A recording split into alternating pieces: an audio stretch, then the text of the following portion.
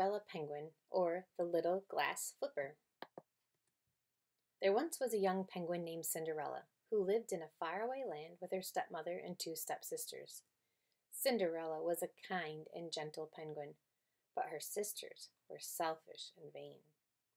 Cinderella did all the chores. She even had to pick up after her stepsisters, while they never had to do a thing.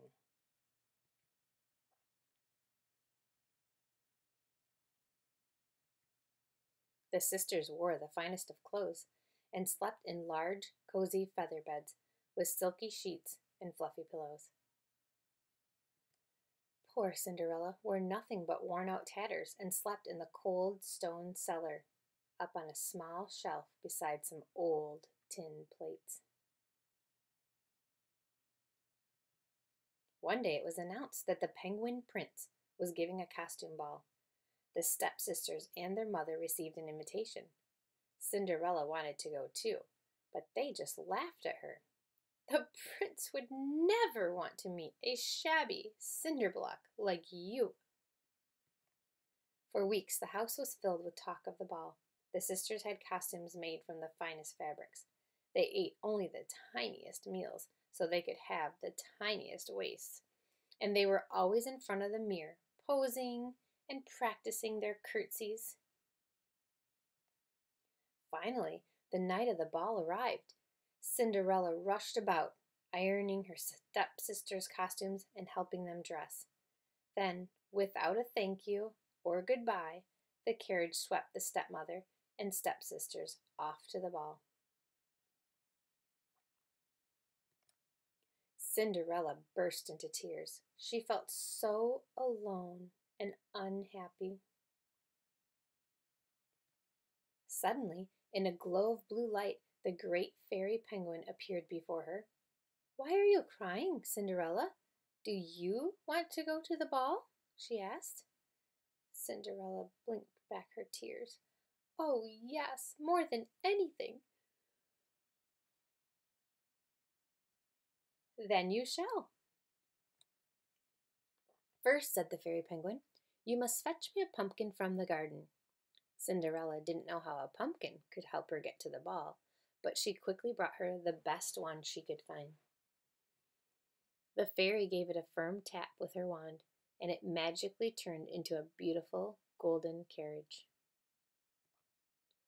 Then the great fairy penguin went into the kitchen and found 6 mice carrying a huge chunk of cheese.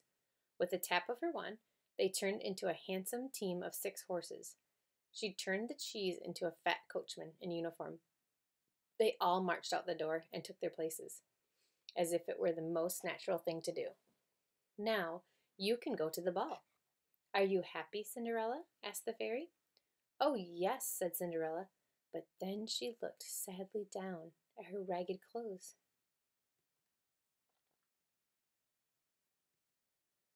"Oh, I almost forgot," said the fairy, and with a tap of her wand, Cinderella Penguin's rags became a beautiful gown with gold trimming and a real gold tiara.